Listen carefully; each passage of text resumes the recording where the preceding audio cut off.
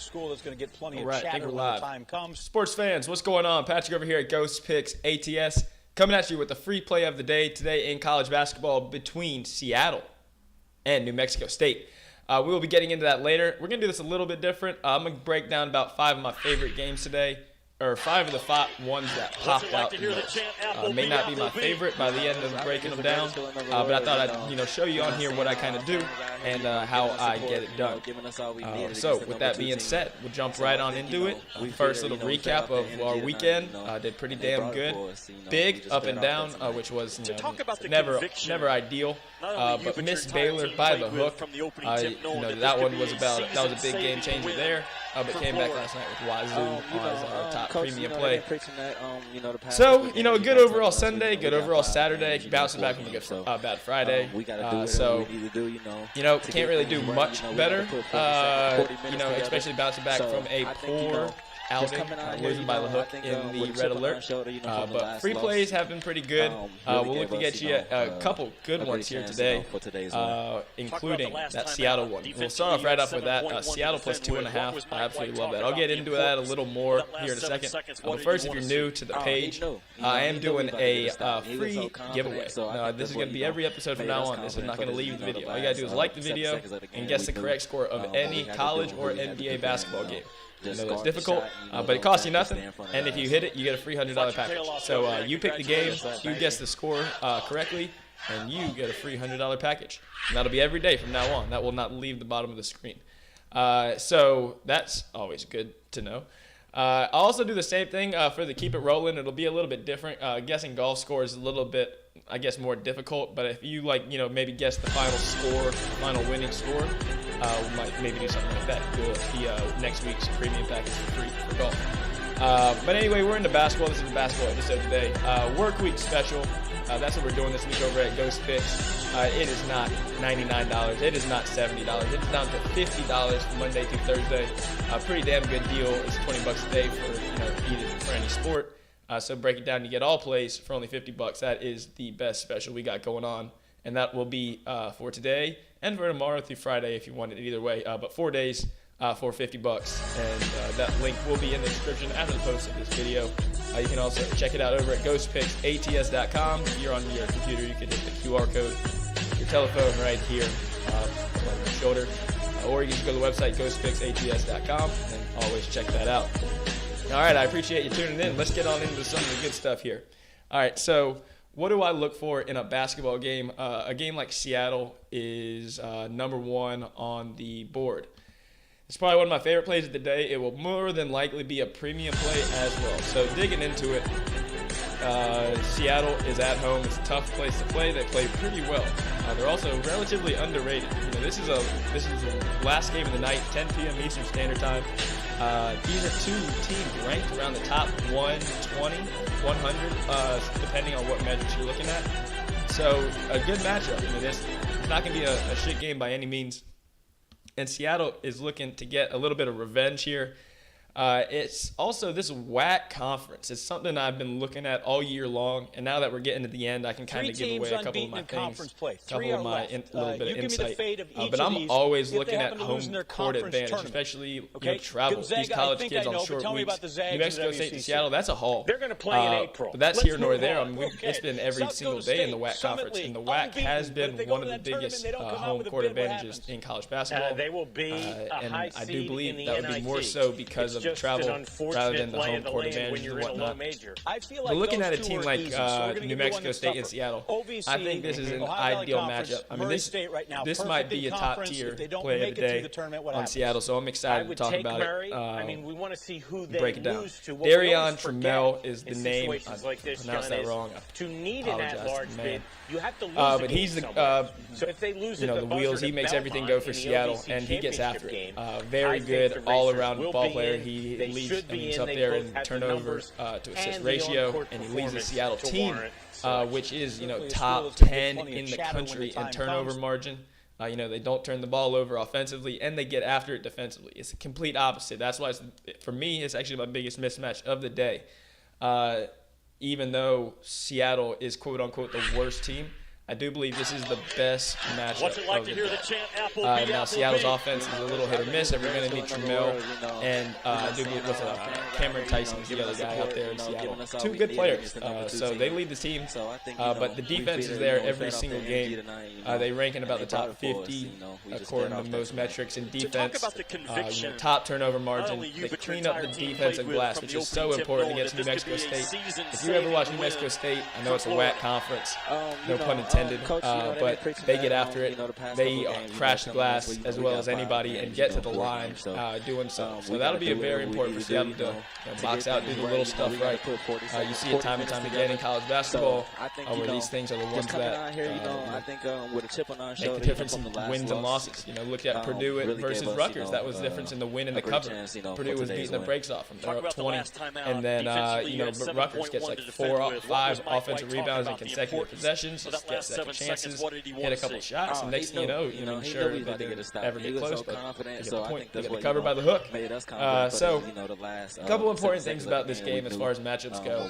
I always like looking at a team like New Mexico State who dominates inside. They have like one of the highest top 10, I'm looking at top 20 field goal percentages on 2-pointers.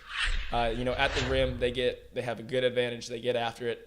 But Seattle, very good at defending the rim, and that will be important here today. And Seattle gets after it. Seattle's a fun team to watch. If Seattle is one of these teams. If you're a late nighter, this will be a good game. And I actually think Seattle might give it to them. At home court advantage, they got advantages just about everywhere across the board, except offensively. Where New Mexico State around the rim, it boosts their numbers tremendously. But I think Seattle will be up for a matchup there. So I'm going to take the Seattle plus the 2.5. I'm going to take them on the money line. I think that is very well going to be my top play of the day. You never quite know. But Seattle's, they've won, like 13 out of the last 15, 10 out of the last 12. And one of those losses was to New Mexico State, at New Mexico State, where they played their worst offensive performance maybe of the year. They were like 6 for 30 from threes. And more importantly, they let New Mexico State get to the line. I think it was like 40 times in that game. Something absolutely ridiculous. They got to the line every single time, and that's why they lost the game. Got to keep them off the line, and that is by keeping them off the board. So very important in that one. Next game I want to look at is,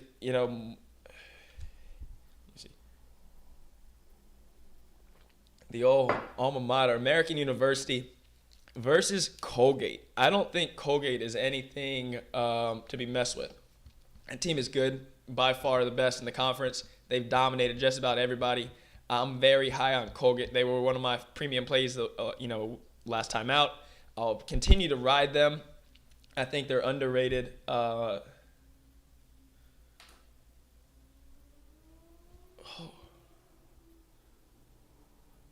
on. I got to now. This is the fun part of this, where now I got to check and see if this whole time I've been live. All right, yeah, no, we're good. Hold on.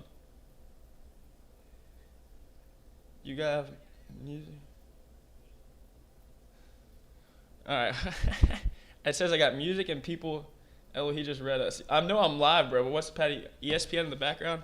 All right, so I'm looking at the comments here, and apparently there's some ESPN going on in the background. I got nothing on right now, so we're going to figure this out real quick. I do apologize if you've been watching and trying to get that this whole time.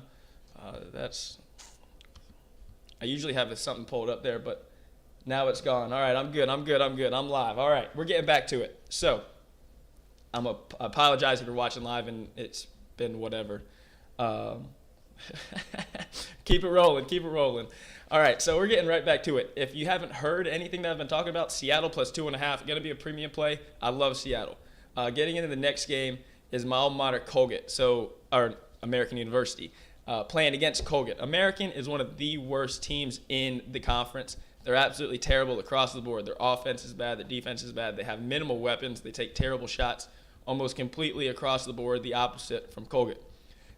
Colgate is honestly one of those teams, I said in my write-up for the premium play last time out, that they're a team to watch in the NCAA tournament. They're completely different than most mid-majors. They're actually not even a mid-major. They're a small school. But they played a tough conference, out-of-conference schedule and competed. They didn't win any of those games, so they started out the year like 1-8, something terrible, but completely skewed in the wrong way. The schedule was phenomenal. And that was because they brought back a lot of players from last year that was pretty damn good last year as well. I think they played, NC State, they actually beat Syracuse, Pittsburgh, St. John's. So, they played a tough out-of-conference schedule, and it's showed in their conference as they are 13-2 and have rolled for the most part, especially at home where they have really dominated just about every game. American's awful. That line is 17 points. I think it could very well be 25. But Colgate is one of these teams. They have been very slow out of the gate sometimes. So I know it's the standalone game. So if you're not doing anything at 5 p.m., or I think it's at 6 p.m. Eastern Standard Time, that is the one game I will look to be taking live, maybe Colgate's second half. If American's anywhere remotely close to that game, I have Colgate by 20. But they have been very slow starting games this year. And, if you, as a 17-point favorite, if you get down, 7-2, something quick, that live line will move a good amount, about to 13. And at that point, I will 100% be all over Colgate. So take them pregame, and I will be looking to add in on the live side. One game that I want to get into here, talking about totals. I don't do many totals, but this one really stands out for me. It's kind of popped on my radar, and that is the Penn State and Maryland game. Now, these are two teams a little bit opposite. So Penn State's majority defense. Maryland's been competing, especially at home. Neither team turns the ball over. Neither team forces turnovers. So they're two of the slowest teams in college basketball. Penn State is extremely slow. So then you go and look at the matchups. Do these teams foul? Get on into the little things for over-unders, especially if you're looking for the under. These teams don't foul at all. They play clean defense, which is absolutely crucial. The worst thing to see with an over-under is free throws. Penn State is, the slowest team in the conference. And when you're looking at those kind of things, you get into the nitty-gritty part of this game. There's a lot of pressure on both these teams they're outside looking in, but if they put together a tough finish to the end of the season, they could be right around the bubble if they make a little bit of a move.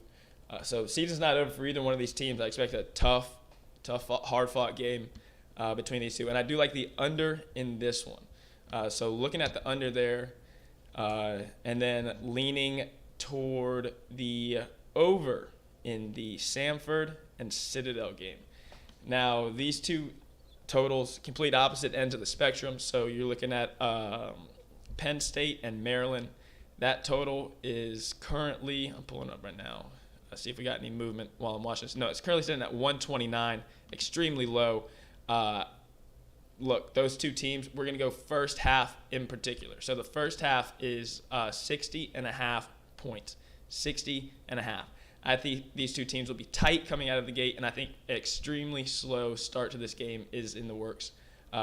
Both teams are pretty good on the defensive end, and Penn State is dead last on the offensive end and the slowest team in the conference. You mix those two things together, it's going to take Maryland absolutely pushing it or getting a big lead to extend that. And I'll be staying away from that and just going for the first half at 60.5, and I'll be going with the under in Penn State and Maryland. Heading on over to Samford and the Citadel. Now this is a lower conference game. These ones might go under the radar, but a total sitting at 158. That is all the way up there. But I think my last total game that I put out that was a total was the Columbia and Cornell over 159.5, and that went that cruised over. And rarely do I put out overs in college basketball, especially that high. But we're looking at the two fastest-paced teams in the conference who both play absolutely god-awful defense. Now, they are not the best offensive teams. And when same thing I said in that write-up for that game, it's a tough pill to swallow taking a total of 160 points when neither team is phenomenal on offense. But the way the teams play, there's almost no chance that it won't be the fastest-paced game of the day. They both rank in the top 50 in pace. They both 1-2 in the conference over the past 10 games, they've been even playing at an even faster pace. Neither team really Citadel does not force turnovers. They don't do anything good defensively. I mean, it's just a free-for-all. And with that being said, Samford is pretty damn good offensively. One of the best offensive teams in the conference. While the Citadel's been semi-competitive, I would do like Samford, but I think Citadel could keep it close. Falling, they're the best three-point shooting team in the conference, and they shoot a lot of them. And the same thing I said about that Columbia-Cornell game. What happens with threes? You either make them, or it's a long rebound for a team that already plays at a fast pace. So long three rebounds equal faster pace, increased pace of play. You get fast breaks, quick buckets, quick turnarounds. So up and down game. I think it should be a fun one to watch. Quez Glover is the star on Samford. He's pretty damn good. These small time schools, a lot of them have one or two guys that you really got to look for. But Citadel's got one themselves, Brown. I'm forgetting his first name. But Quez Glover on Samford really leads the way, and they get after it. Both these teams, two of the fast pace, but just terrible defense. Bottom in the conference, bottom in college basketball. The Citadel's just absolutely god awful. So over 158, a lot of points in that one. So we'll see. I think that's about all I got. I wanted to, double back around with the Seattle pick here. Smaller games today, nothing too crazy. On the premium card, we will have Seattle as well as some of the big time matchups tonight. But three top games, probably Indiana, Ohio State should be a damn good game. Anytime you're playing at Ohio State, season on the line. They have about the same record, 6.5. It's an interesting line there.